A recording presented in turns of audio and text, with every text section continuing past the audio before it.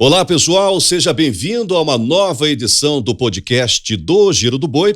Hoje eu recebo para uma prosa o William Sawa, pós-graduado em nutrição vegetal, diretor executivo da empresa Latina Seeds e um dos fundadores do movimento Mais Sorgo. Ele vem para falar desse vertiginoso crescimento desta cultura que invadiu os nossos campos de produção e está cada dia mais presente na dieta do rebanho bovino. E vários são os motivos, para essa evolução do sorgo granífero e também forrageiro por aqui. Exemplo, a sua grande capacidade de ser resistente ao estresse hídrico.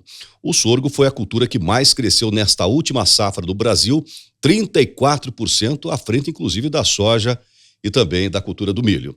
O William Sawa, seja bem-vindo ao podcast do Giro do Boi. Obrigado pela sua presença. Eu que agradeço a oportunidade de estar aqui. Bom, vamos lá. Primeiramente, o William Sawa é formado em comércio exterior e pós-graduado em nutrição vegetal, Essas duas áreas, elas andam juntas, É certeza que combinam pelo fato do Brasil, William, ser um grande exportador de alimento, não? Certamente. O Brasil hoje é líder em vários segmentos aí do agronegócio, Proteína, grãos, energia, e só tem a crescer. Então, a área internacional do Brasil, ela está totalmente conectada aí, inclusive com a minha pós-graduação aí em nutrição vegetal. Bom, vou falar um pouquinho sobre o sorgo, tá? Okay. O sorgo especificamente, que é o nosso tema do podcast de hoje, fazendo uma linha do tempo. Quando que o Brasil começa a iniciar o plantio de sorgo? Parece que houve um alto movimento de plantio, depois caiu e parece que agora está retomando de novo. Justo, isso mesmo. O sorgo ele teve um ápice de produtividade de plantio ali de 1998 até 2007, mais ou menos, sorgo granífero. Uhum. O sorgo forrageiro em algumas regiões do Brasil, como Minas Gerais, parte do Goiás, algumas regiões do Sul, Rio Grande do Sul, sempre teve o pessoal plantando para fazer silagem de sorgo. Mas nunca assim com grande crescimento, ficou sempre muito assim numa utilização mais para o pequeno produtor de leite, para manter a vacada lá. O grão, ele era muito utilizado nessa época aí, 1998 até 2007, mais ou menos, em rotação com soja. Então foi naquela fase de que deu aquele boom de crescimento do centro-oeste brasileiro, e ele precisava de uma cultura que combinasse na rotação soja. Então era plantado o sorgo, mas era uma cultura tratada muito assim, marginal. Então não tínhamos muitos sorgos variedades, o próprio produtor não fazia grandes investimentos na cultura, não fazia um bom manejo, inclusive isso acabou criando um estigma no sorgo que diz o seguinte, Até agora a gente retomando o mercado com materiais, posicionamento, técnicas de plantio e cultivo, várias foram as vezes que eu fui questionado e fomos perguntados diretamente ou indiretamente de que o entendimento do produtor atual era que o sorgo afetava a produtividade da soja. Ou seja, se você plantasse sorgo no inverno, na safrinha, a sua soja do verão, ela baixaria a produtividade. Eles tinham isso muito claro na cabeça deles, que eles não plantavam sorgo por isso, porque o sorgo empobrecia o solo e tirava a produtividade da soja. Isso não é uma verdade. Não é uma verdade. Isso aí é porque na época o que o pessoal fazia? Plantava soja, colhia soja e somente semeava o sorgo. Jogava como uma planta de cobertura, como é feito com milheto hoje em dia. Não fazia uma correção? Não fazia correção, não fazia adubação, e o sorgo é uma cultura rústica, então ele tolera muito estresse hídrico, ele tem uma questão de raízes muito mais agressivas e mais profundas, então ele vai buscar nutriente. Nós temos, por exemplo, um sorgo nosso aí para palhada, que a raiz dele vai a 4 metros de profundidade. O sistema radicular dele? O radicular é muito agressivo. 4 metros? 4 metros, é um sorgo que a gente usa para palhada, planta de cobertura. Isso é bacana que vai buscar até água no lençol freático, Vai buscar água na profundidade e vai buscar também muito potássio e nutriente. O sorgo granífero, ele tem uma agressividade de raiz superior ao milho, mas não é tão agressivo quanto esse sorgo que a gente tem para palhada, porque existem vários tipos de sorgo. Isso é outro avanço também na questão da pesquisa, Nós não temos somente sorgo grão, nós temos sorgo nas suas distintas aplicações. Mas voltando ao sorgo grão, aquele medo de que empobrecia e tirava a produtividade da soja. Então o pessoal plantava, o agricultor plantava soja, semeava o sorgo. O sorgo é uma cultura marginal, não recebia investimento de adubação, não recebia lá os tratos culturais, produzia grão, porque é rústico, ele vai buscar o nutriente que vai no solo, então ele é um grande extrator de potássio. E aí, quando você não repõe, você vai e planta soja na mesma adubação, lembrando que a questão da agricultura de precisão, mapas de solo, de fertilidade, ele é recente na agricultura brasileira, Não é tão antigo. Então o pessoal não adubava. Quando plantava soja na área rotacionada com sorgo, aí via que a soja produzia menos. Porque ele não complementava a adubação na próxima safra de soja. Aí o milho plantado do lado, que ele fertilizava, fazia tudo, a soja não perdia produtividade. Então o sorgo acabou ganhando uma imagem, o sorgo grão ganhou uma imagem ruim de que onde plantasse o sorgo, diminuía a produtividade da soja. Então o sorgo foi diminuindo, a quase desaparecer de algumas regiões. O Paraná, por exemplo, não plantava sorgo. Agora voltou a plantar sorgo, graças a um fomento de mercado, né? Uhum. Nós iniciamos a questão de oferecimento da cultura do sorgo no Brasil aqui a partir de 2017. Nós entramos no mercado e começamos a trazer mais informação sobre a cultura do sorgo, principalmente para a pecuária, né? O sorgo forrageiro, aí silageiro, sorgão gigante. E depois a gente foi trazendo o sorgo forrageiro com grão e o sorgo granífero também, fortalecendo essa cultura, mas sempre trazendo que não é uma cultura marginal. Ela precisa ser investida, tem que ter a fertilização, como qualquer outra cultura. Pasto nosso, por exemplo, precisa. Pasto precisa também. Então, se você não faz o que tem que fazer, ele não te entrega o que você precisa também. Então, se você não investir, você não colhe. E o sorgo, então, ele teve essa mancha na história aí, mas agora está voltando com muita força, graças principalmente à questão de material genético, pesquisa genética, foi feito muito melhoramento genético.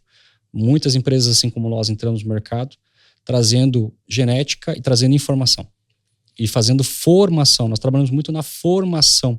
A pecuária mesmo no Centro-Oeste praticamente não utilizava sorgo dentro do planejamento forrageiro. Ou era milho, ou era pastagem. Muito se fazia, ainda se faz silagem de Camerun, de Mombaça e por aí vai de outros pânicos, né? Uhum. Então agora o sorgo ele começa a ganhar uma janela, uma visibilidade maior em relação a isso por causa do ciclo. Você planta e em 110 dias você está colhendo ele. E a área rápido assim? Rápido, e você pode fazer rotação, ele entra dentro do ILP, você pode fazer uma soja, uma safrinha de sorgo silageiro, uma safrinha de sorgo granífero. E o sorgo ele não vem para tirar a janela do milho, ele vem para entrar no planejamento da fazenda. Então o produtor que faz aí soja, faz safrinha de milho, fechou a janela da safrinha de milho, ele entra com a safrinha de sorgo, grão, ou ele pode fazer silagem. Então dá para fazer 3 culturas no ano? 3 janelas de plantio. 3 janelas de plantio. Você planta soja, colhe soja. Aí abre uma janela. Você tem 1.000 hectares. Aí eu faço milho. Você tem 1.000 hectares de soja. Aí colheu soja. Você vai ter lá 1.000 hectares para plantar safrinha. Aí você vai fazer um planejamento. O que eu faço? A janela ideal, meu maquinário alcança ali para mim plantar até o dia 15 de fevereiro, digamos aqui, que é uma realidade Mato Grosso do Sul, Mato Grosso, que é a janela ideal do milho, né? Paraná seria até o dia 5 de fevereiro no máximo. Depende do zoneamento de cada região. Plantei meu milho, não alcancei plantar os 1.000 hectares. E agora? O que eu faço? Complemento com sorgo. O que tem sido feito hoje? Não. O pessoal vai, passa a janela ideal e continua plantando milho até plantar os 1.000 hectares. E aí o que acontece? Risco. Vem o estresse hídrico, vem as pragas, cigarrinha, pressão. Perde média produtividade. Então o que a gente está hoje posicionando o sorgo? Planta-se o milho na janela ideal, na janela dele. Acabou a janela do milho, entra na janela do sorgo. Por quê? A janela não ideal para o milho é a janela ideal do sorgo. Então você planta o resto das suas 1.000 hectares com sorgo. E você sai dos riscos do milho plantado fora da janela ideal. Então veja que não é uma cultura que vem para competir. Justamente por causa dessa questão do estresse hídrico. Do estresse hídrico. O Centro-Oeste brasileiro é recorrente. Todo ano vai ter esse estresse hídrico. Todo ano vai ter o corte da chuva. Isso é natureza. Todo ano tem esse ciclo que não chove no Centro-Oeste. Então, você vai arriscar no milho tarde? Vamos pegar, por exemplo, a safrinha no Matopi. É terrível você plantar milho muito tarde lá. Você não vai produzir. Vai produzir muito pouco. Nos custos de produção que estão versus o valor do grão, compensa você arriscar? O sorgo você vai investir menos, porque ele requer menor investimento. Não porque é rústico, senão que realmente é uma cultura que requer menor investimento. É mais tolerante ao estresse hídrico e não tem problema com a cigarrinha do milho nem do pasto. Mas pode entrar muito bem também na integração lavoura-pecuária. Então, o pecuarista ele pode ter o sorgo-grão para colher o grão dele para ter dentro da fazenda, armazenado, ou ele pode fazer a silagem de grão úmido do sorgo também. Colhe só a panícula. E se ele fizer consorciado, ele tem o pasto para a vacada depois. Então, ele entra no ILP, entra no grão, ele é muito versátil. Então, o sorgo não vem para competir com o milho. Ele vem para ocupar a janela dele dentro do planejamento de produção do inverno. Entendi. Então, além dessa questão do sorgo ser mais resistente a esse estresse hídrico, ele é bem mais resistente também em relação a pragas e doenças do que o milho. Em relação ao milho, isso mesmo. Hoje nós temos materiais híbridos de sorgo muito tolerante a doenças fúngicas, assim como o milho. Nós temos ali, não temos problema com a cigarrinha, tem problema com a lagarta? Tem, mas um controle mais fácil. Tem problema com o pulgão? Tem, mas o controle hoje o pessoal aprendeu a cuidar também do pulgão, que é uma praga nova também que surgiu no sorgo aí. Existe, o desafio do sorgo hoje é mais que tudo pulgão, mas já existe pesquisas em pró do sorgo tolerante a pulgão. E não é transgênico. É uma questão de melhoramento genético. Opa, peraí. Quer dizer que não tem semente transgênica do sorgo? Não, o sorgo não tem transgenia. Então vai abrir um mercado possivelmente para uma alimentação mais saudável. Certamente. Por hoje, exemplo, criança. As crianças, por exemplo, assim, a farinha láctea, que as crianças comem, a papinha dos bebês e tudo mais. Hoje existem empresas que, inclusive, colocam um certificado, selo, né? Selo, produto não transgênico. Mas ele tem que segregar milho, buscar um milho convencional. E o milho ele poliniza, né? Por mais que eu tenha uma área de convencional, se eu tiver uma área transgênica próxima, ela pode contaminar. Então, aquele alimento ali, eles têm uma dificuldade em originar aquele grão de milho não transgênico. O sorgo não tem problema com isso. Eu posso plantar porque não existe sorgo transgênico.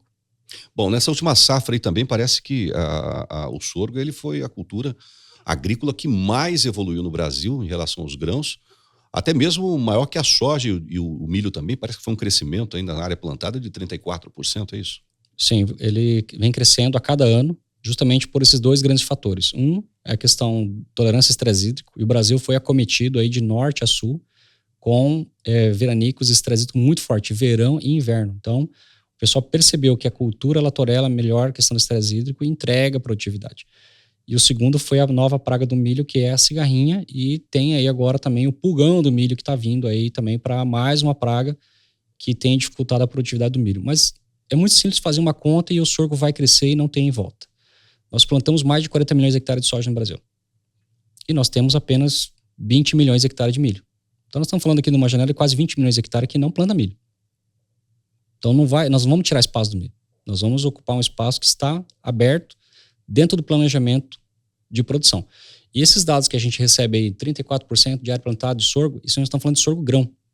A gente não está falando de sorgos para outros objetivos. Sorgo forrageiro para silagem, sorgo para bioenergia, que é uma novidade também do mercado. Eu quero que você fale sobre isso também daqui a pouco. E inclusive o sorgo vassoura, né, que nós temos colegas nossos pesquisadores que falam, ninguém fala do sorgo vassoura, e realmente é uma atividade econômica bem regional, né, que ficou bem regionalizada até. Então, não se fala. Então, nós estamos falando aqui de 34% de crescimento em sorgo grão. Nós não temos uma quantificação de qual foi o crescimento do mercado de sorgo forrageiro, silageiro, por exemplo. O sorgão é o mesmo sorgo boliviano? É o mesmo sorgo boliviano. Produz uma barbaridade de massa, né, William? Muito, muito. O sorgão gigante, ele produz muita forragem. Quantas toneladas? Ele produz, normalmente, vamos falar assim, na média, Brasil do norte a sul, que é um continente, nós temos aí no primeiro corte, plantando ele no verão, nas chuvas, agora iniciou as chuvas, planta-se ele aqui, você vai colher no primeiro corte de 65 a 110 toneladas por hectare. Nossa Senhora. No primeiro corte. Aí, se você fez o primeiro corte, você trata a rebrota, que ele rebrota, perfilha muito, você vai colher ali de novo entre 25 e 50 toneladas. Você planta uma vez e colhe duas vezes. Então, somando 110 mais 65, 25, estamos falando no mínimo eu vou garantir mais ou menos uns 130 mil quilos. 130 toneladas nesses dois cortes. Isso mesmo. Por aí, mais ou menos. Estou fazendo uma conta a grosso modo aqui. É a forragem mais barata para você fazer um planejamento de segurança alimentar na sua propriedade, seja gado de corte, gado de leite. Você ter reserva de silagem de sorgão gigante, é você dormir tranquilo. Veio uma estiagem, veio uma seca, eu tenho reserva de alimento. Tem que fazer igual a história da formiga e da cigarra, né? Uhum. Então você tem que ser mais formiga e menos cigarra. Tem que planejar para o momento que você sabe que vai vir o inverno. A silagem tem que sempre estar ali arrumadinha, ali. Não sabe o dia de amanhã, né? Não sabe o que vai acontecer. Enfim. O sorgo, tanto o granífero em grãos quanto o forrageiro, ele serve para alimentar não só o nosso rebanho de corte e leite, mas outras espécies animais também? Sim, no Nordeste, eles estão utilizando o sorgo forrageiro para o pessoal que cria caprinos. Os caprinos também estão consumindo agora aí sorgo silagem.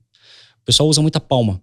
O que a gente fez no Nordeste? A gente começou a mostrar que a palma pode conviver lado a lado com o sorgão forrageiro. Então o pessoal usa silagem de palma e faz também o corte e silagem do sorgo. e estão alimentando caprinos hoje no Nordeste brasileiro. Mas outras espécies animais também? Não, seriam essas a princípio. Basicamente. Isso. O grão não, o grão já ganha uma diversidade muito grande. Quando a gente vai para o grão, a gente alimenta lá os suínos, os bovinos, alimenta os caprinos, alimenta peixe. Peixe, inclusive tem um estudo novo agora em Rondônia, que um tipo de sorgo que é especial para alimentação de peixe, ração de peixe. E a grande novidade que no Brasil ainda não prestou atenção, que nós vamos trazer isso através do movimento Mais Sorgo, que nos Estados Unidos já é uma realidade, é o sorgo para fazer ração de pet, para cachorro. Para cães? Para cães. Hoje nós estamos com uma situação, o Brasil acho que é o terceiro maior em número de pets no mundo. E o detalhe é o seguinte, o pet ele faz parte da nossa vida. Aqui em São Paulo, por exemplo, você vai andar na rua, você vai ver muita gente passeando com o cachorrinho, né? Verdade. E mora em apartamento, certo? Sim. E o cachorro, geralmente em apartamento, ele é castrado. Exatamente. E o pessoal fala, meu cachorro engordou depois de castrar. Mas vamos olhar a ração que eu estou dando pro meu cachorro. Do que ele é feito? Milho. E soja. Soja. O que eu estou dando pros outros animais em geral também? É milho e soja.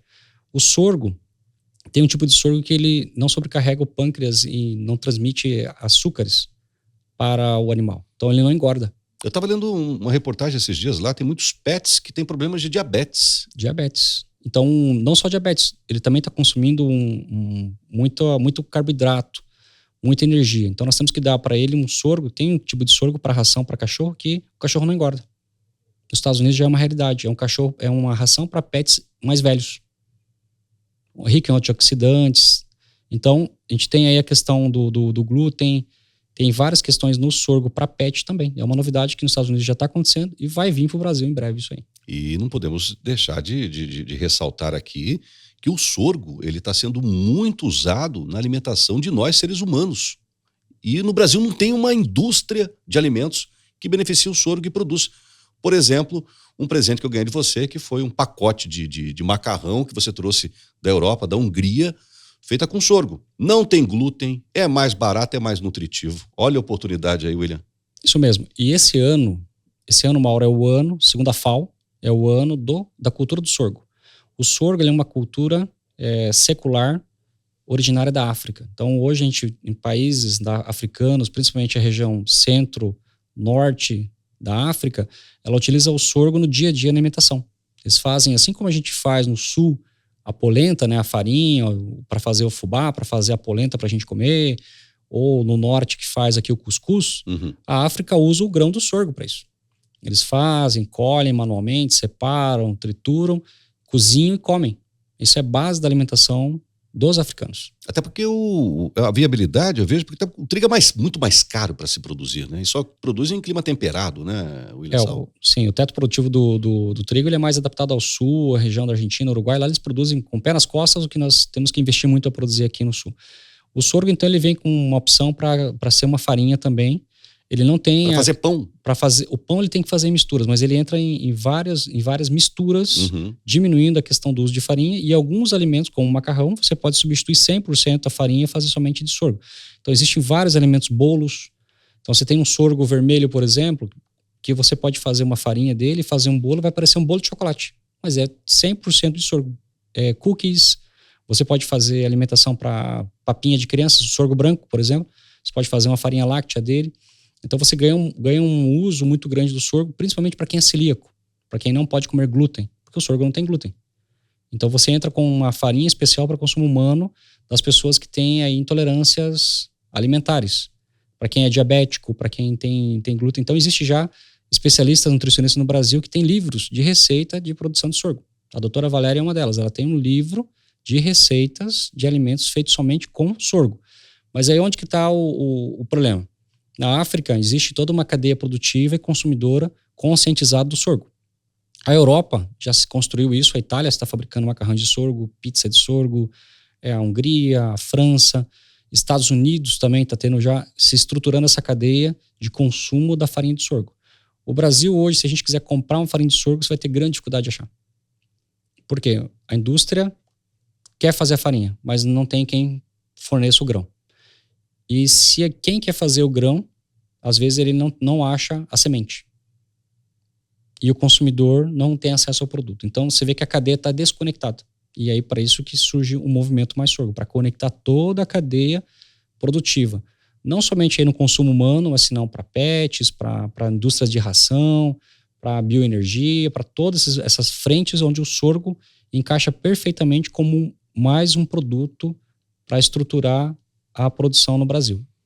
Entendi. Bom, eu estou recebendo hoje aqui no podcast do Giro do Boi o William Salwa, ele que é sócio fundador da empresa de sementes Latina Seeds, sediada lá em Foz do Iguaçu, no meu querido estado do Paraná, e também um dos líderes do movimento Mais Sorgo. Uma pergunta dupla para você.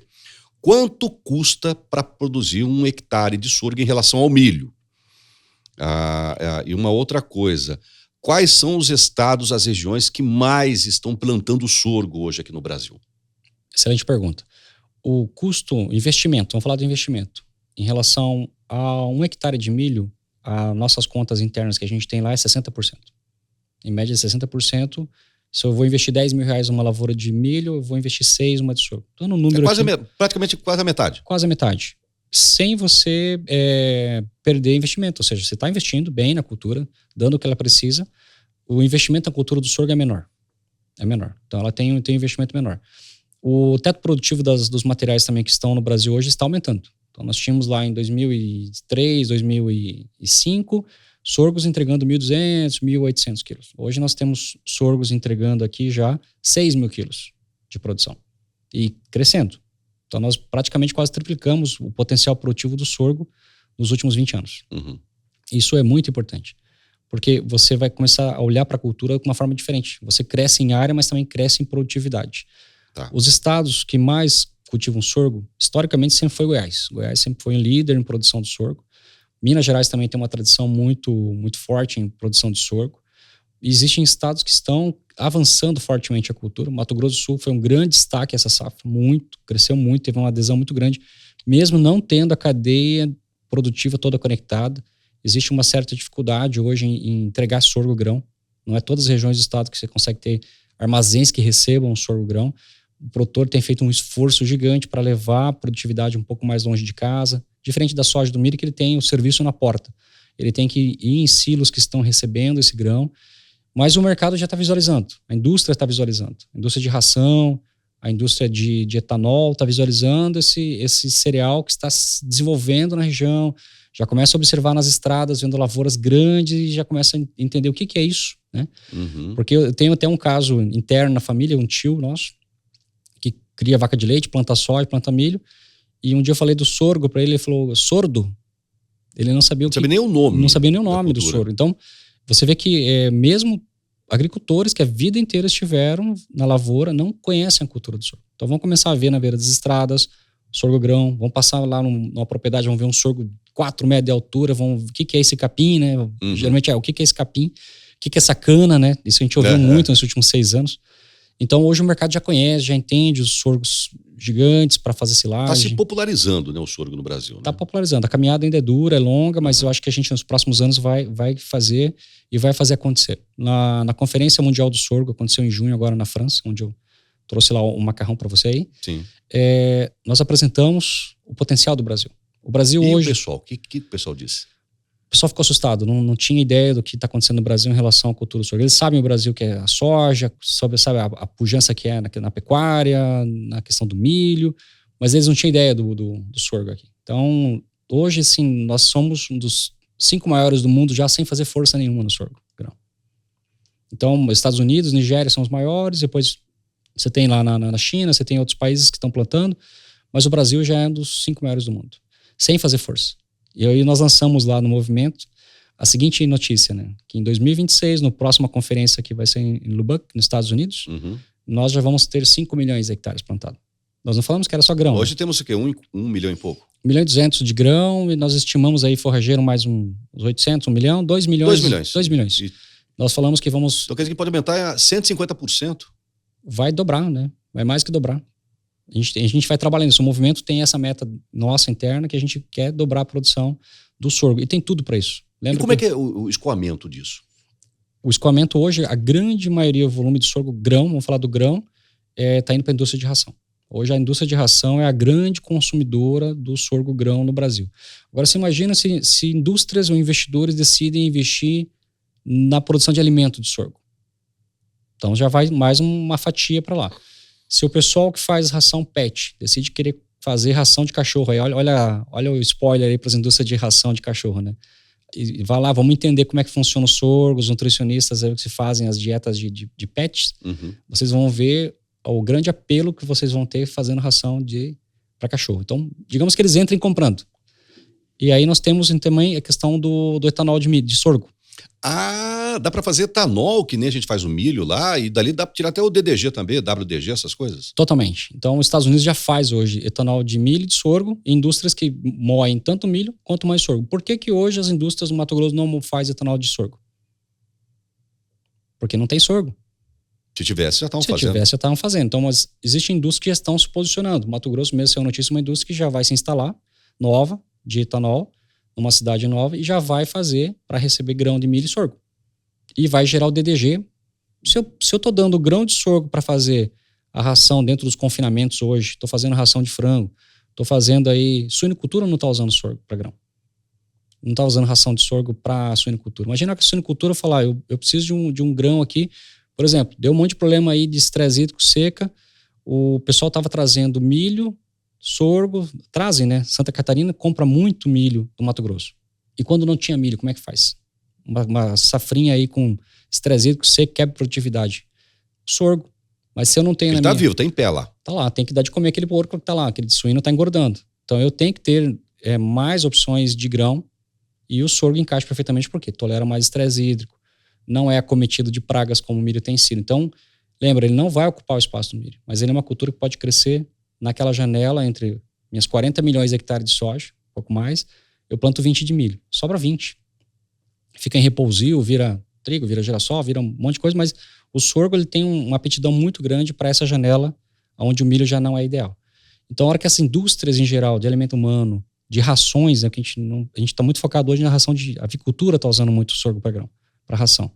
Mas a hora que os confinamentos que tem os consumo interno, mas a hora que todo mundo começar a olhar mais para a cultura do sorgo-grão, para ração ou para etanol e DDG, esse crescimento vai vir. E aí nós vamos pegar também o segmento aqui de silagem, que hoje não é contabilizado.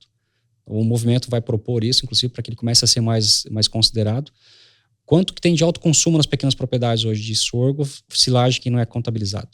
E ele é uma grande solução também para o pessoal que tem rebanho leiteiro e hoje usa silagem de milho, produzido a alto custo, para alimentar novilhas e animais que não estão em lactação. Então eu estou dando um alimento altamente energético para um animal que não está me dando leite, que é um animal de manutenção.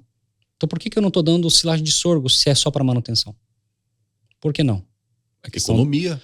Economizaria 1/3 do custo. Hoje você faz silagem de sorgo forrageiro a 1/3 do custo do milho. E detalhe, você não tem o problema que tem o milho hoje no Sul, Rio Grande do Sul, Santa Catarina, Paraná, 3 safras de secas no inverno que prejudicaram o potencial produtivo do milho. Então muita gente ficou sem alimento pro gado. Então, mas o sorgo não entrega igual ao milho, mas a gente está falando de usar o sorgo para animal que não está em lactação. E outra coisa, alimento ruim é aquele que você não tem, né? A gente sempre fala isso. Alimento ruim é o que você não tem. Então, quanto mais pode crescer a cultura do sorgo, se o sorgo entrar nesse mercado aí do pessoal que faz leite e está dando silagem de milho para um animal que não está produzindo leite. Ele pode economizar dando uma silagem de manutenção, sorgo. E o sorgo se adapta muito bem, é uma silagem fácil de fazer, estabiliza o pH muito facilmente, tem menor deterioração, ou seja, ela apodrece menos em relação ao milho, a fermentação dela é rápida. A maioria dos sorgos hoje, eles vêm com altas taxas de açúcares. Então, ele fermenta muito rápido, estabiliza muito rápido. E ele vira também uma silagem que você pode se dar ao luxo de guardar. Ter como uma segurança alimentar, uma reserva de alimento na sua propriedade. Então, a gente acredita que o sorgo ele vai se popularizar muito na cadeia produtiva animal, seja em grão ou seja em forragens. E a indústria de biocombustíveis, né, que está crescendo muito no Brasil. O Brasil vai se destacar muito ainda. Isso que eu ia te perguntar agora, né? Aí que em relação a... Eu acho que já, William Salva, esses poços de petróleo vão secar.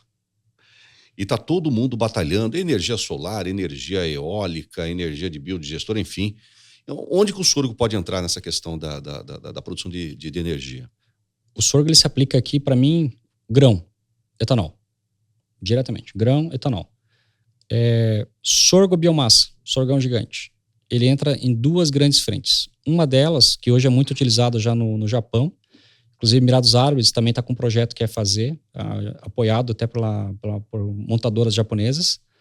Eles fazem já biogás da biomassa do sorgo. Existe em Foz do Iguaçu nós temos uma empresa lá que é a Cibiogás, que pesquisa, né, essa questão de biogás. Então, o biogás ele pode ser feito também através da biomassa, porque você tem que colocar carbono no sistema para fermentar e gerar o biogás. Então, o Japão já faz muito biogás de sorgo, de biomassa, não de grão.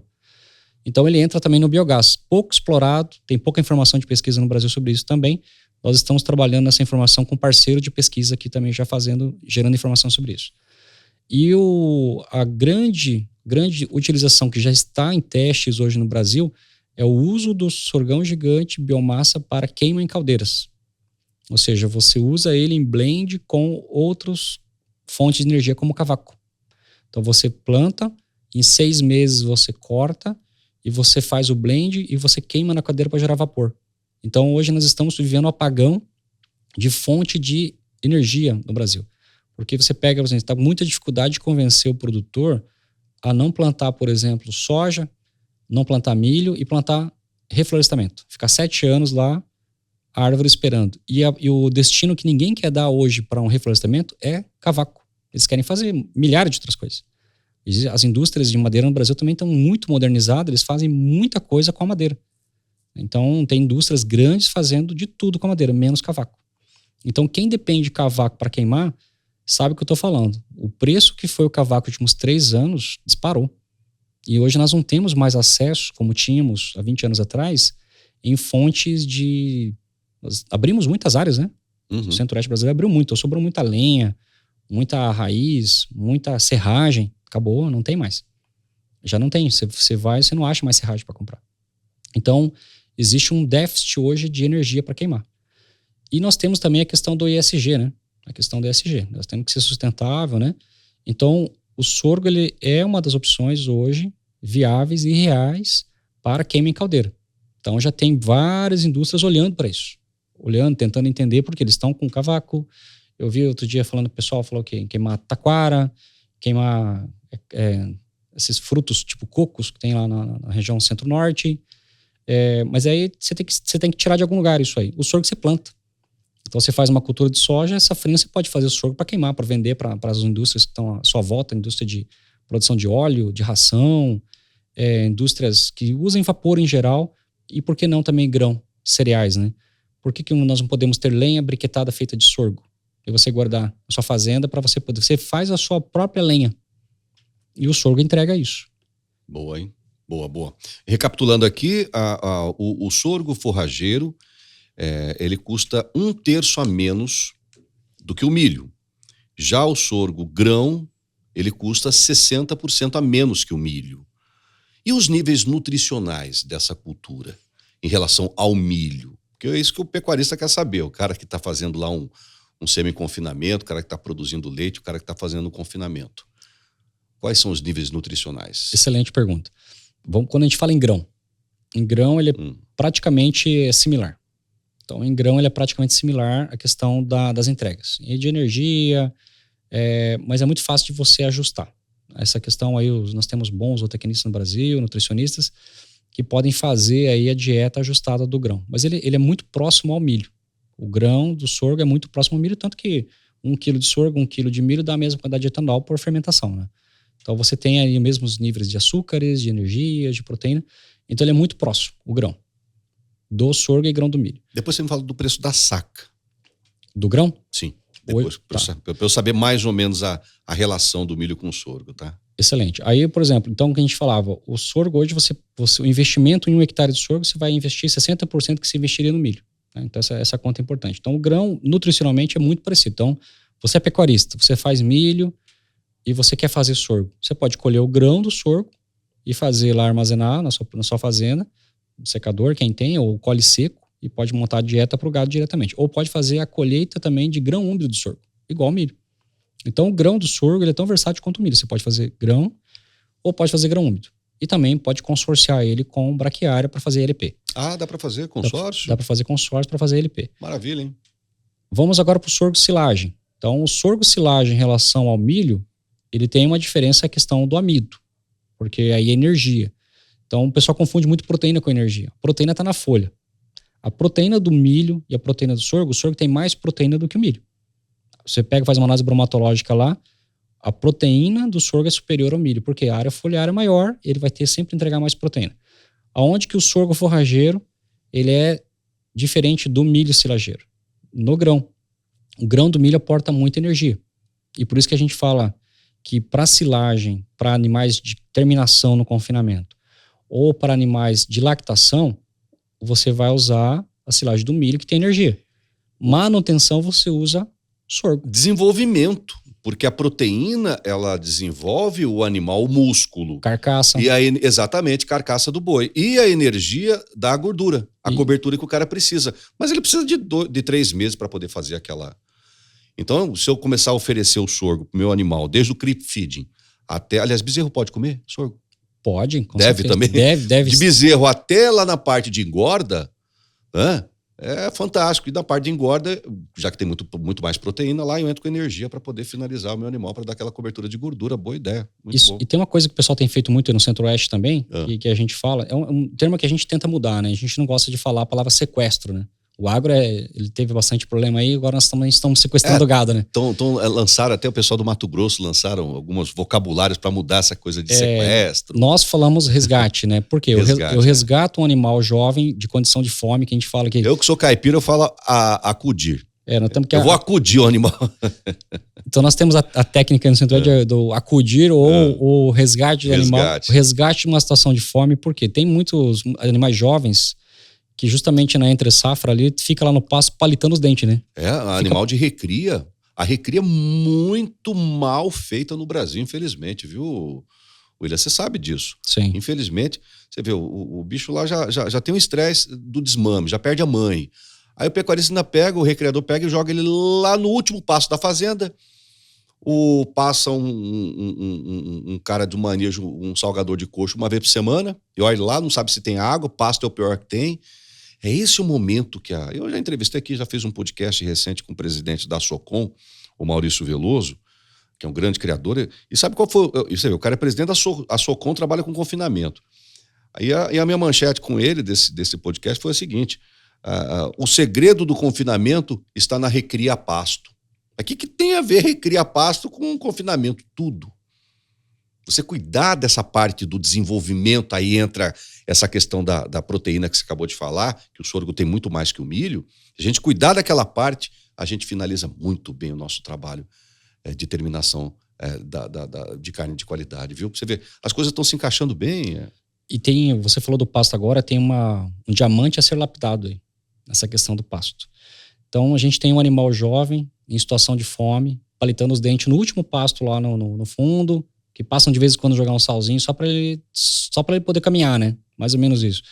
Imagina você poder colocar para ele à disposição uma silagem de baixo custo de sorgo para manutenção e atividade ruminal. Tem muitos profissionais que estão fazendo isso já e estão tendo grande desempenho. Estão antecipando até em 6 meses o ciclo desse animal. Por quê? Você começa a oferecer alimento com qualidade para ele desde cedo. Você ativa ele, a proteína vai fazer carcaça, depois você entra terminando ele com milho lá, ou as dietas autoproteicas que tem, né? Geralmente energéticas, né? Então, o diamante a ser lapidado que eu falo é essa situação dos pastos no Brasil. Nós temos aí uma solução que a gente vai trazer em breve, que é a questão do uso do sorgo na recuperação de pastagem, consorciada com braquiários e com pânicos. É uma solução que a gente tem ela pronta, técnica, científica e economicamente saiu agora os resultados. Nós temos um payback, que é uma taxa de retorno muito rápida com essa solução, para ajudar na recuperação de pastagem. Eu sei que é uma preocupação que está acontecendo agora, está muito evidência na questão de recuperação de pastagem, investimento, e é uma técnica que a gente iniciou esse projeto há 2 anos com a pesquisa, e ela está concluída agora e a gente vai noticiar em breve, que é a recuperação de pastagem do uso consorciado de sorgo com sorgos forrageiros com pânicos e braquiários. Nós temos os dados econômicos disso, inclusive. E é um diamante a ser lapidado. Fantástico. É um diamante a ser lapidado como uma solução. Eu quero divulgar isso em primeira mão no Giro do Boi, viu, William? Aliás, essa questão de pastagem degradada no Brasil é um problema crônico, né? A própria Embrapa diz que 80% das nossas áreas de pastagens estão sofrendo algum estágio de degradação. Algum estágio, né? E esse sorgo, com certeza, vem para somar a isso. Enfim. Aliás, falando em Embrapa, parece que vocês têm uma parceria muito bacana com a Embrapa, né? Nós temos o Movimento Mais Sorgo, que foi idealizado entre a Latina e a Embrapa. Uhum. A Latina era para ser o nome Plante Mais Sorgo, né? Mas aí nosso time de comunicação falou, não temos que focar só no plantio, nós temos que convocar toda a sociedade. Até quem não planta, não é agricultor, vai estar envolvido, que é o consumidor, né? Porque a gente falou agora. Eu queria falar sobre o alimento. Aliás, não tem uma fábrica, uma indústria no Brasil que beneficie o sorgo para produzir alimento para nós seres humanos. Não. Olha o tamanho do mercado disso aí, William. E o Movimento Mais Sorgo, então, idealizado pela Latina, nós apresentamos para a Embrapa Sete Lagoas, o time muito visionário, técnico, apoiou e abraçou, e nós estamos agora na fase que vamos lançar o edital para que mais empresas também se conectem ao movimento em prol da cultura do sorgo, seja na produção, na industrialização e no consumo. Então a gente vai trazer toda a informação e conscientização do sorgo, inclusive para a bioenergia, né? A bioenergia, o Brasil é referência mundial em bioenergia e produção de alimento, e o sorgo vai colaborar para esse processo e também vai colaborar lá com a recuperação dessas pastagens. Então o Movimento Mais Sorgo vai vir com força nesse sentido aí. E esse diamante a ser lapidado que eu falei anteriormente também é de outra parceria da Latina Seeds com a Embrapa, em relação à recuperação de pastagem, que a gente vai anunciar em breve esse diamante a ser lapidado aí, que é algo muito, muito positivo para o agronegócio brasileiro, para o pecuarista, que anseia em querer recuperar suas pastagens. Eu vi no Plano Safra esse ano que já saiu linhas de crédito para isso. Saiu linha de crédito para a recuperação de pastagem. Nós queremos trazer uma solução aí que ela vai ter uma taxa de retorno mais rápida do que a recuperação tradicional. Isso em breve a gente vai trazer a notícia desse diamante a ser lapidado. É uma riqueza que o Brasil tem.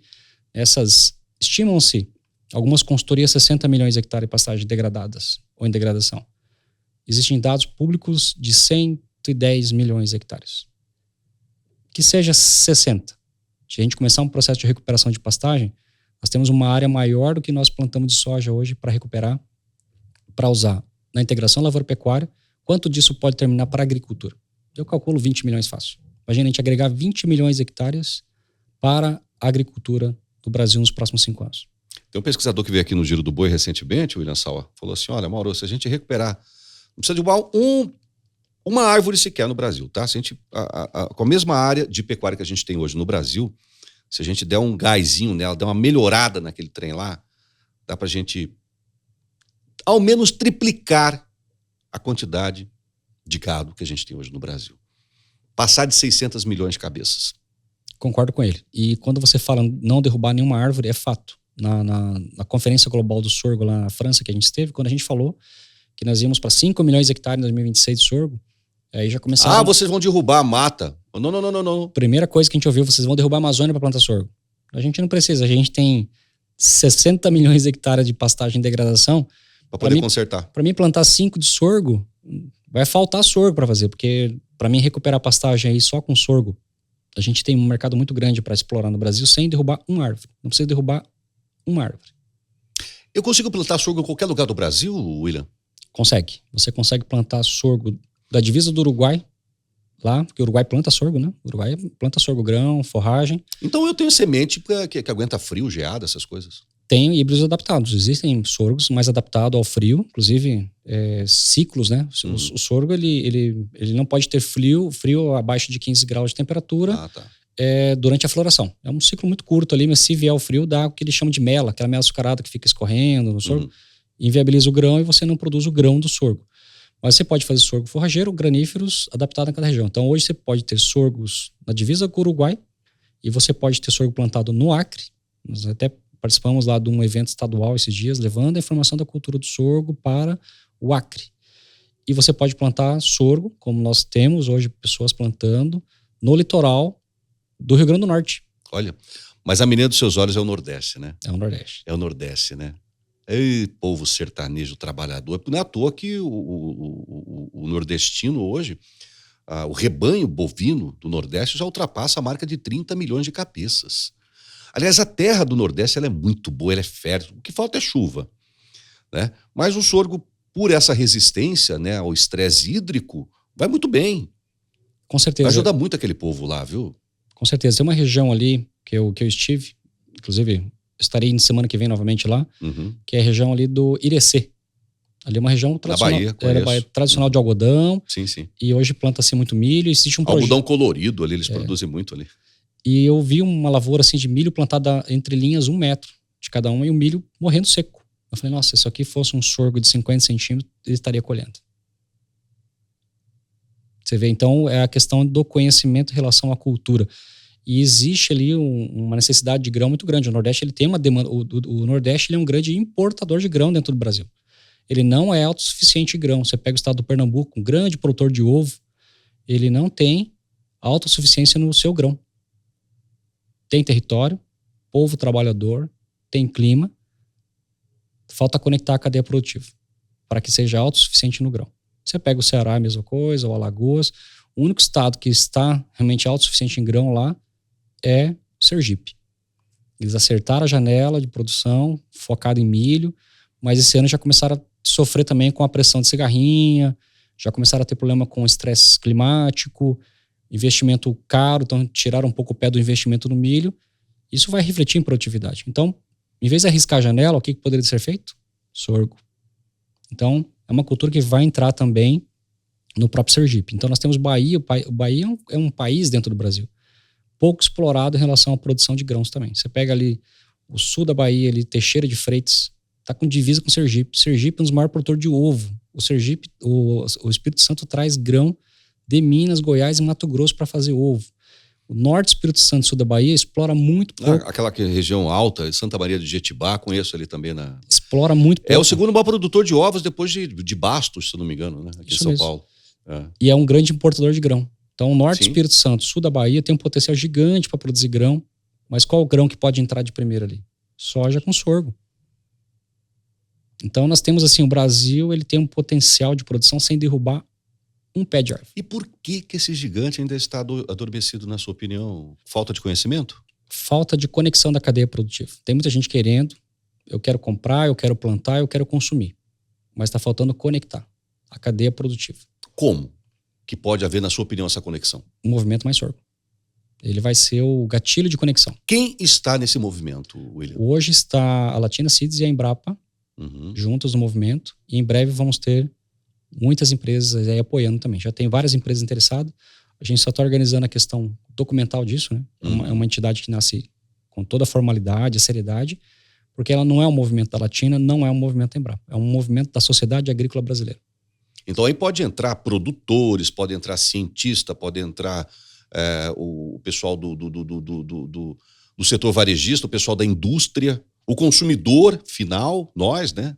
Pode entrar todo mundo nesse movimento. Deve entrar a indústria que produz alimento humano, rações, indústria de etanol, tem que entrar o consumidor, tem que entrar pesquisador, tem que entrar a universidade. Nós vamos convidar todos a participar do movimento.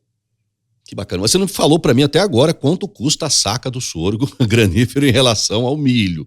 É porque eu estou fazendo conta aqui, eu preciso convencer o meu ouvinte agora, milhões de pecuaristas acompanhando a gente, o William, e eu preciso convencer ele de que não precisa plantar amanhã depois, tá? Mas pelo menos que dê um start, você busca informações. Aí eu vou buscar entender melhor o que é isso, entender melhor o mercado, para ver se eu vou plantar, se eu vou investir ou não, né? Ok. Eu estou buscando justificativas para o cara lá que está do outro lado acompanhando a gente, esse bate-papo nosso aqui, ó, falando hoje sobre essa evolução do sorgo no Brasil, tentar entender a viabilidade ou não desse negócio. Muito boa pergunta. Historicamente, isso nos últimos 30 anos no Brasil, historicamente o sorgo sempre teve uma referência, um lastro no milho. Então sempre se trabalhou a referência de 70% do valor do milho. Só que isso nem sempre se aplica. Depende muito da lei de oferta e procura do mercado. Ano passado no Paraná, pagou-se até 90% do valor do milho. Opa! Se você falou para mim que custa 60% a menos plantar em relação ao milho... E historicamente paga 70%? E historicamente, eu já tenho 10%, já me convenceu. Isso numa janelinha de quê? 3 meses? Tem pouco mais de 3 meses do plantio à colheita. Não, eu estou fazendo contas. Vale a pena. 70%. Ano passado chegou a 90%. No Paraná chegou porque crise hídrica, safrinha pressionada, não tinha grão. Trouxe-se mais 300... O cara ganhou 10% ao mês naqueles 3 meses. Estou falando 30%, 60% para 90%, 30%. Isso mesmo. Eu estou fazendo contas, me desculpa. A conta praticamente é essa, mas o lastro, referência é 70%. Mas já me convenceu. Mas, por exemplo, Goiás estava pagando 78%. Depende da região, paga 85%. Paraguai pagou 100% do valor do milho ano passado. Porque não tinha grão. Então, regiões com déficit de grão paga mais pelo sorgo.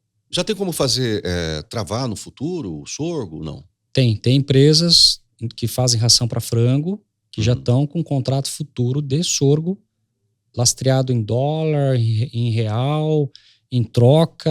Já tem empresas de produção de ração de frango fazendo isso no Brasil. Por quê? Eles perceberam que quando usa o grão do sorgo não tem problema com a aflatoxina, que é um fungo que vai acompanhando sempre o milho, o grão do milho. Então ele tem que usar aditivo. A indústria de ração de frango, quando usa o sorgo grão, ele não tem esse problema da aflatoxina. Então ele vê um benefício ali na questão do uso do grão do sorgo. Então a referência do sorgo, por exemplo, uma saca de sorgo produzida me pagam 70%, mas vamos pensar no custo-oportunidade. Eu tenho uma lavoura de milho que eu gastaria, vou colocar hoje aqui, R$5.000, certo? Para plantar ali, não vamos falar numa região assim que é bem agressivo o clima. Vamos pegar ali o sul do Maranhão, norte do Tocantins. Né? Clima ali, Matopiba ali, né? Safrinha é arrochada ali, o clima ali é pesado.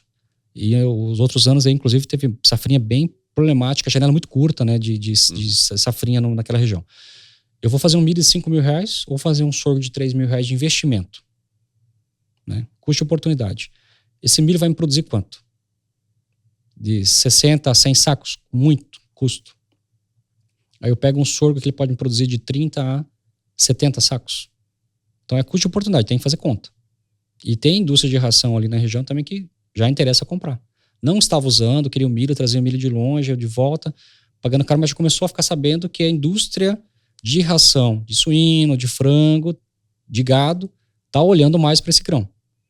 Então, com a consolidação do grão, a precificação tende a aumentar também. A precificação tende a aumentar. Vai se descolando desse histórico dos 70% em relação ao saco do milho. Ele vai avançar. E a produtividade por hectare também com as novas genéticas, os novos híbridos, está aumentando. É isso que eu ia te perguntar. Me parece que nessa última safra houve um aumento de quase 10% em produtividade na mesma área plantada. Isso mesmo. Então, por causa de quê? Qualidade de sementes? Melhoramento genético. Melhoramento genético de sementes. Quando há um mercado comprador de grão, ela estimula e pressiona a indústria de semente a levar melhores produtos. Você é produtor. Você vai plantar um sorgo que te entrega 30 sacos de grão? Não. Você vai querer o sorgo que te entrega 100 sacos de grão. É a mesma coisa do milho. O produtor opta por produtividade. Então ele vai comprar o sorgo que vai entregar mais produtividade, que tenha melhor tolerância à doença, que seja mais fácil de manejo. Então, esse fator de produtividade está pressionando, produtividade de qualidade está pressionando a indústria de semente a entregar melhores híbridos para o mercado. Então, já não se fala muito em sorgo variedade, grão. Se fala em sorgo híbrido. E forrageiro, mesmo caminho. Já quase não se fala mais em sorgo baratinho, forrageiro. O produtor quer produtividade. Ele quer um sorgo gigante que não cai. Ele quer colher em pé. Ele não quer um sorgo todo doentio. Ele quer um sorgo vigoroso, verde, bonito, com proteína. Porque sorgo doentio não entrega proteína. Então, você quer colher folhas toda manchada, doente, ou quer colher proteína? Então, o cálculo do sorgo forrageiro é quantas toneladas de proteína eu coloquei embaixo da lona. O sorgo forrageiro é isso. Quantas toneladas de proteína eu coloquei embaixo da lona. Sorgo granífero, tonelada de grão que eu coloquei no saco. Então, a referência é 70%, mas não tem sido regra ou 70%. Ele está se descolando e se aproximando muito perto do valor do milho. Então, tem que fazer custo-oportunidade, risco. É um ano de eu investir, de arriscar? Aí você tem que analisar cenário de clima, cenário do custo, cenário do valor do grão e tem que optar. Então, o produtor hoje está muito bem assistido, né, por consultores, por empresas especializadas para ajudar ele no planejamento, porque hoje a fazenda não é mais daquele jeito que se fazia. Hoje fazenda é empresa, fazenda é indústria. Você não pode errar. Então, você tem que trabalhar muito o planejamento e fazer essa análise de oportunidade. Para que eu vou fazer investimento de R$5.000 num hectare de milho? Dando uma referência aqui, R$5.000, plantando milho fora de janela, onde eu posso colocar um sorgo que é a janela dele. Onde que eu vou ter mais produtividade e resultado? Então, é uma cultura que ganha um espaço de janela de produção. Não é substituição de milho. Existem regiões que não adianta insistir, que a janela, mesmo para o milho, ela é muito curta e não vai te dar o retorno. Análise de oportunidade. Temos sementes disponíveis hoje para um possível boom no plantio da próxima safrinha aí de sorgo no Brasil? Teríamos para isso? Eu acredito que um boom dobrando, não. Mas um aumento em uma produtividade novamente de mais uns 30%, 40%, sim. Hoje temos empresas Hoje para isso. tem A empresa, própria Latina está aí para isso, né? Latina e outras. Vocês têm campos de produção de sementes, sim, laboratórios de estudos, né? Para encerrar esse nosso bate-papo, bom, primeiro eu queria que você desse uma recapitulada em todos o que a gente debateu aqui, das vantagens dessa cultura, que para mim é a cultura que mais cresceu e acho que a que mais vai crescer no Brasil nos próximos anos, é o sorgo. Tanto para forrageiro quanto o de grãos.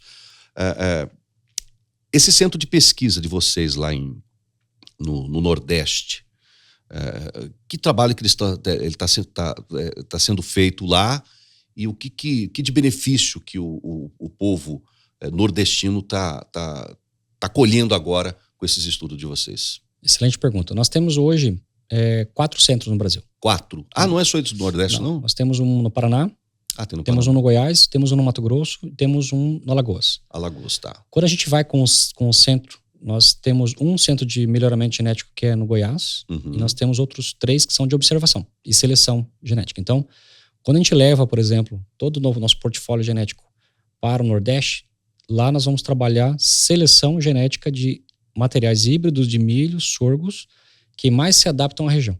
Então, nós vamos selecionar um material adaptado àquela região. Então, não é, por exemplo, um material que eu adaptei ele, observei ele, tem potencial no Centro-Oeste, eu acho ele legal aqui no Centro-Oeste, vou levar lá para o Nordeste e é isso que vocês vão ter que plantar. Não, a gente está selecionando materiais adaptados para o Nordeste. Porque eu vejo muito, por exemplo, o pessoal fazendo movimentos de até doação, né, de semente de milho, né, fazem muito semente de milho doação, e sempre doam para o produtor milho variedade. Muitas vezes é uma variedade que nem serve para o cara lá. Não serve para ele, compra por preço, doa, mas ele está doando para um produtor, e essa é a questão do custo oportunidade que a gente tem que fazer. Por mais que está doando a semente é o que vai te entregar o resultado final. Então, por exemplo, o esforço do produtor, principalmente lá no Nordeste, que ele é ampliado. Eu conheço a Zona da Mata, eu conheço o Agreste e eu conheço o Sertão de todos os estados do Nordeste. Andei lá pessoalmente, eu gosto de andar onde eu estou fazendo desenvolvimento de produto, que é de onde eu estou originado, né? Mercadologia. Então, eu venho com a especialidade de ver qual produto que é melhor para aquele mercado, aquela região. Então, eu conheço a dificuldade do produtor nordestino. Quando ele recebe uma semente de variedade, ele vai estar limitado a um teto produtivo. Mas o esforço dele, Mauro, de estar lá no sol carpindo, de conectar a irrigação no gotejamento, de aplicar na mochila de 20 litros nas costas, só quem usou sabe o que eu estou falando, de pulverizar, de fazer tudo que tem que fazer, ele fica limitado à semente que não tem teto produtivo. É a mesma coisa de um gado. Você investe num gado ruim, você pode dar o que for de milho para ele, não vai te entregar. Vai engatinhar. E a gente tem visto, a gente tem falado sobre isso. Que é melhor dar menos semente, mas de semente de melhor qualidade para que o produtor produza mais, recompensando o esforço dele. Eu vi esse movimento no Equador acontecer. Na minha área internacional, eu acompanhei todos os países da América Latina nessa questão de mercados, e o governo do Equador fez isso. Ele começou a doar nos pacotes tecnológicos para os produtores equatorianos milhos híbridos. E foi uma revolução, a média de produtividade do país dobrou. Ele e o produtor, depois que plantou, não queria mais plantar milho variedade, nem duplo, ele queria plantar milho híbrido. No Equador é proibido transgênico, então é convencionais, mas híbridos. A produtividade foi para cima, e o país hoje ele tem um volume de produção de grão muito interessante, porque ele é um país importador, ele quer ser autossuficiente. Quando a gente pega e olha para o Nordeste do Brasil, para o Acre, ou até para o Sul, e a gente, por que não é feito da mesma forma? Incentivar um material genético que entregue mais. E a pecuária também tem disso, né? Você investe na genética. Então, por que na semente não pode ser na genética? Do sorgo, do milho, da soja. Então, isso é um trabalho que a gente também tem trazido de conscientização. Não é quantidade, é qualidade, para reconhecer o esforço de quem está sendo beneficiado.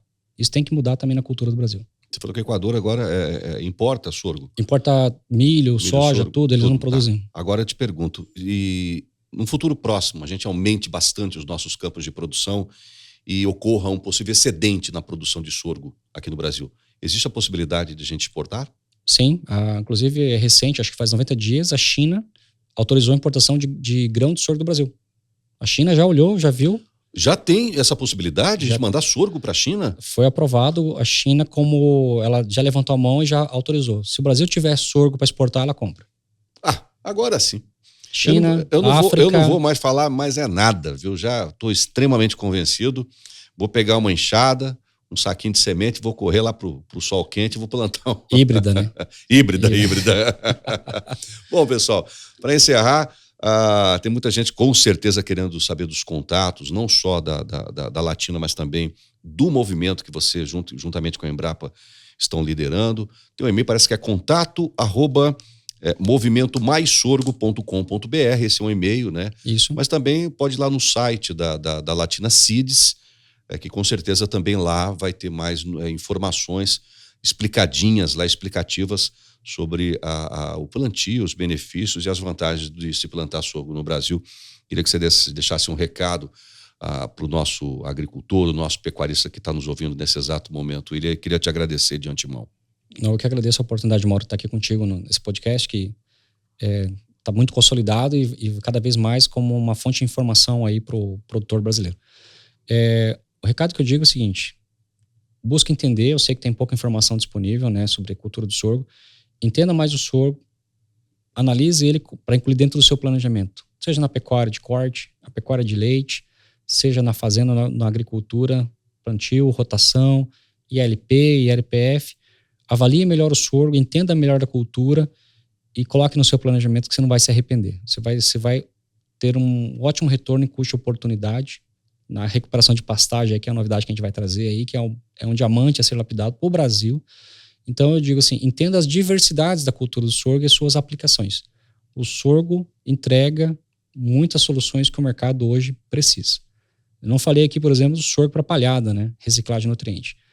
Sorgo forrageiro gigante para reciclar nutriente na safrinha, chega a extrair do solo e jogar na palhada para cima até 100 pontos de potássio.